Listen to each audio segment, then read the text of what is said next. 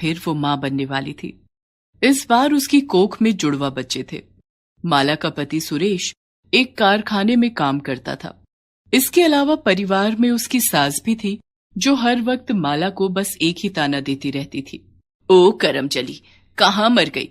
पोता तो दे नहीं सकी, कम से कम पेट भर खाना तो दे दे। कब से कटोरी खाली पड़ी है, सब्जी लेकर क्यों नहीं आती? वो माँ जी, सब्जी तो खत्म हो गई। क्या? अरे नास पिटी, तुझसे कितनी बार कहा है, पहले मेरे बेटे को और मुझे खाना खिलाए कर, उसके बाद इन मनहूसनियों को। माँ जी, तीनों बच्चियों ने कल से कुछ नहीं खाया था, इसीलिए आज मैंने उन्हें पहले खिला दिया। अब मैं अभी अचार लेकर आती हूँ, आप लोग उससे खा लो। हाँ हाँ, हम तो अचार खाने के लिए ही हैं। देख रहा है सुरेश, क्या हालत हो गई है हमारी। तुझे कितनी बार समझाया मैंने कि छोड़ दे इस मनहूस को, ये हम पर बस बोझ बढ़ाने को ही आई है। हाँ माँ, सब देख रहा हूँ और समझ भी रहा हूँ, पर इसे शायद समझ नहीं आ रहा कि अगर इस बार भी लड़का पैदा नहीं हुआ तो इसकी और इसकी लड़कियों की खैर नहीं। ऐसा लगभग हर रोज ही होता था। मसला चाहे कोई भी हो, बात यहीं आकर खत्म होती थी कि माला अब तक बेटा पैदा नहीं कर सकी। सुरेश की कमाई कम थी, ये कोई नहीं कहता था। उल्टा घर की गरीबी के लिए माला और उसकी बेटियों को ही जिम्मेदार ठहराया जाता था। माला भी मजबूर थी, ना तो वो पढ़ी लिखी थी और ना ही घर में उसकी कोई सुनता था।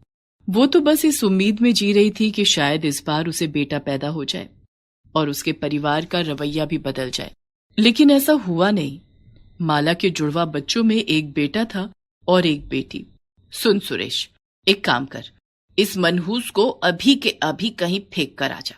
मुझे पोता चाहिए था, वो मिल गया, बस अब इसके अलावा मुझे और कोई बोझ नहीं चाहिए। सुरेश अपनी माँ की बात मान गया।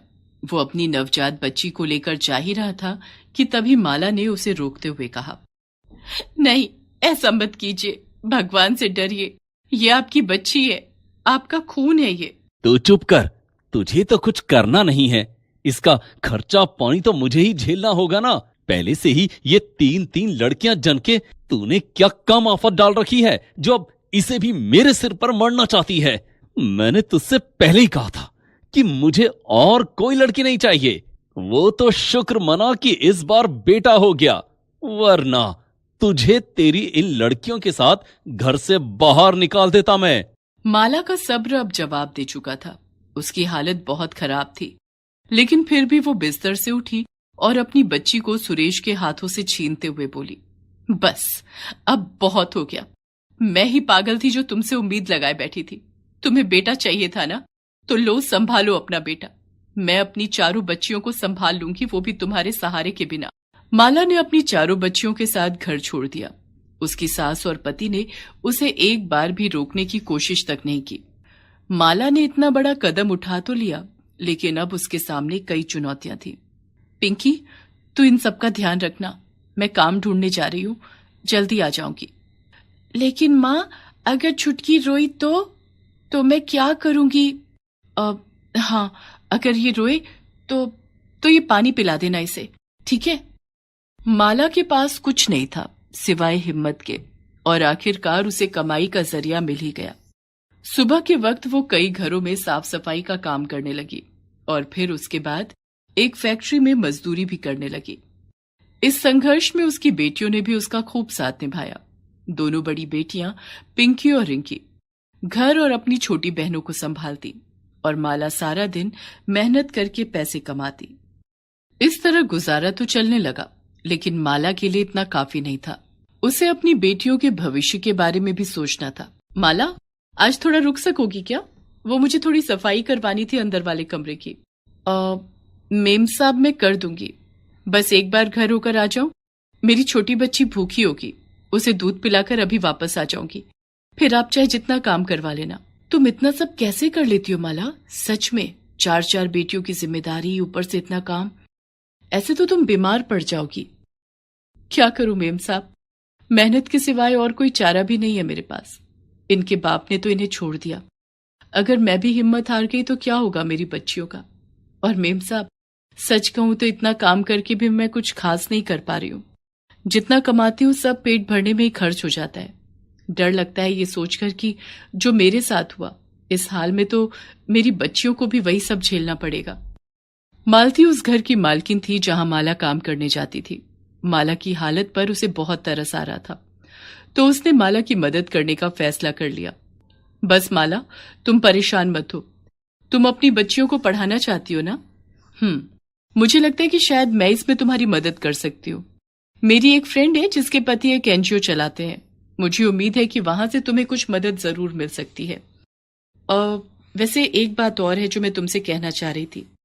हाँ मेम साहब, बताइए ना। माला, मेरी एक और दोस्त है जो बहुत परेशान है। असल में शादी के 5 सालों बाद भी वो अब तक मां नहीं बन सकी है। जमीन जायदाद सब है, लेकिन एक औलाद को तरस रही है वो। तो अगर तुम अपनी सबसे छोटी बेटी उसे दे दो तो? ये क्या कह रही है मेम साहब?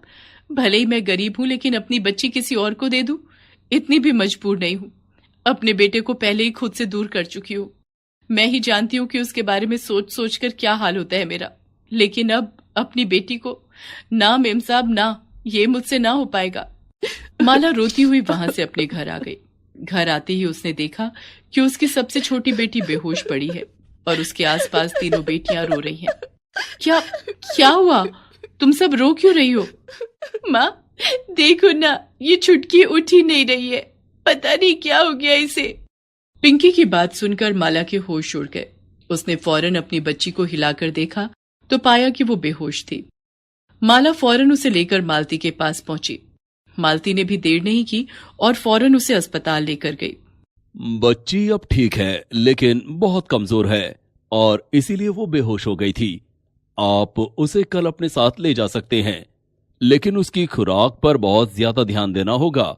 उसे हर 2 घंटों में दूध चाहिए, और वो भी अच्छी क्वालिटी का, जिसमें पूरा न्यूट्रिशन हो।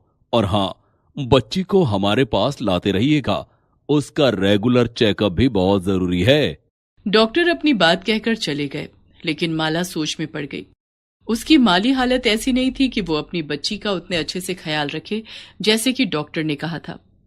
जब उसे कोई रास्ता नहीं सूझा तो अपने कलेजे पर पत्थर रखकर उसने मालती से कहा, मेम साहब, आप अपनी दोस्त से पूछिए, मेरी बच्ची की हालत भी बता दीजिए। अगर फिर भी वो उसे लेना चाहे तो। माला अपनी बात पूरी करने से पहले ही फपक कर रोने लगी। मालती ने उसे संभालते हुए उससे कहा, तुम कुछ गलत नहीं कर रही हो माला। बच्चों को सिर्फ पैदा करना ही काफी नहीं होता, उनकी सेहत और बेहतर भविष्य के बारे में भी सोचना पड़ता है। अपनी ममता का गला घोंटकर आज जो तुम फैसला ले रही हो, मैं तुम्हें विश्वास दिलाती हूं कि उस पर तुम्हें कभी अफसोस नहीं होगा। मालती की मदद से माला की दूध पीती बच्ची को न सिर्फ एक भरा पूरा परिवार मिला, बल्कि एक मां की सूनी गोद भी भर गई। मालती की दोस्त ने बच्ची के बदले माला को काफी सारे पैसों की पेशकश की, लेकिन माला ने उन पैसों को लेने से साफ इनकार कर दिया।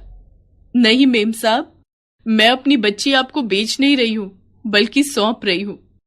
अगर आप मुझे कुछ दे सकती हैं तो बस इतनी इजाजत दे दीजिए कि साल में बस एक बार मैं अपनी बच्ची को आकर देख सकूं, बस तब तक जब तक ये बड़ी ना हो जाए।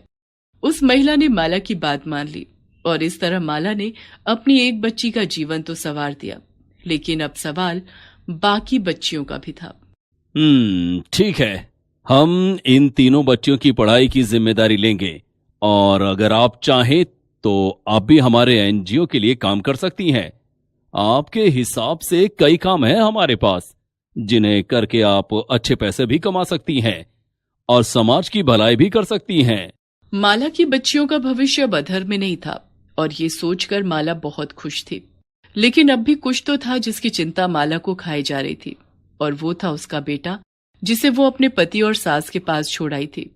अपने ससुराल के पड़ोसियों से उसे पता चला कि सुरेश ने उसके जाने के बाद दूसरी शादी कर ली, लेकिन उस नई मां ने कभी भी उसके बेटे को एक मां का प्यार नहीं दिया। उस बच्चे की देखरेख माला की सास राधा ही कर रही थी।